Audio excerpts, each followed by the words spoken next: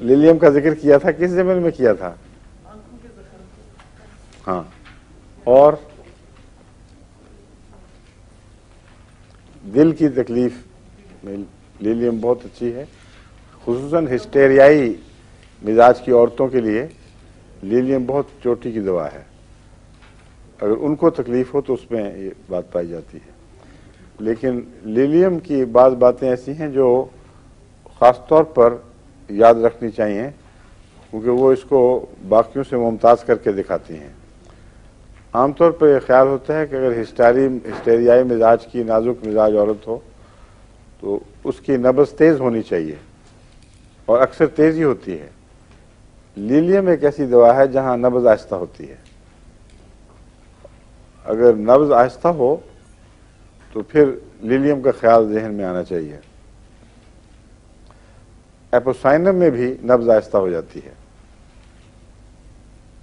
और एपोसाइनम की पहचान में से एक ये है।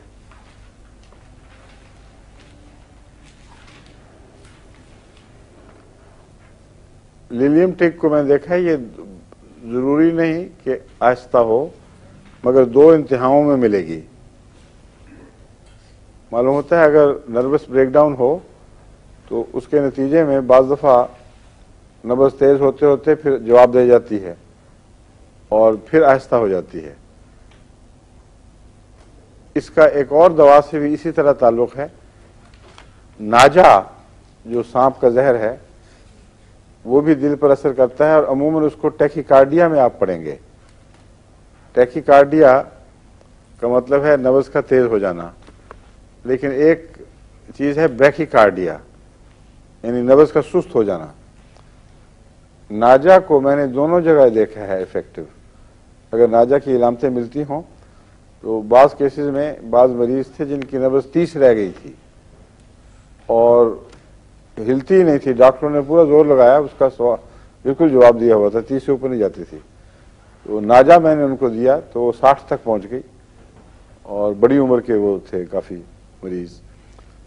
तो इसलिए ये जब मैं कहता हूँ ना आहिस्ता, ये लाजिम नहीं है, इसमें तेज़ भी मिलती है नब्ज़, लेकिन पूरी तरह मैं समझा नहीं, मगर मेरा ख्याल है कि अगर वो जो बिजली की लहरें नब्ज़ को एक ख़ास वक्त के मुताबिक हदायत दे रही होती हैं, उनमें कोई ख़राबी पैदा हो तो उसी से नब्ज़ या तेज़ हो जाएगी या आहिस्ता होगी।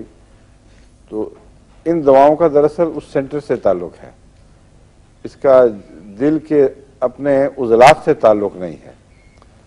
इस पहलू से एपोसाइनम भी, क्योंकि वो वर्म फुलफुली वर्म पैदा करती है, हो सकता है दिमाग के उस हिस्से पर प्रेशर पड़ता हो जिससे इसका नब्ज़ की रफ्तार का ताल्लुक़ है, मगर वो ऑटोमेटिक फंक्शंस हैं सारे। नाजा भी उन पर जहर असर दिखाता है, क्योंकि सांप का वो जहर है जो असाब पर हमला करता है, मगर इनके आपस का फ़र्क आपस में मुश्किल नहीं है। बहुत नुमायाँ फ़र्क है इनकी अमूमी इलामतों में। और एपिस को भी ब्रैकीकार्डिया में याद रखना चाहिए, एपोसाइनम को ब्रेडिकार्डिया ब्रेडिकार्डिया कहा था मैंने क्या कहा था? ब्रैकी, पहले ब्रैकी कह रहा था, इस ब्रेडिकार्डिया, यू राइट। ये बहुत पुरानी पड़ी हुई है ना चीज़ें, और चूंकि मैं डॉक्टरी की तालीम हासिल नहीं की इसलिए उसमें गलतियां को रह जाएंगी, कोई हर्ज नहीं।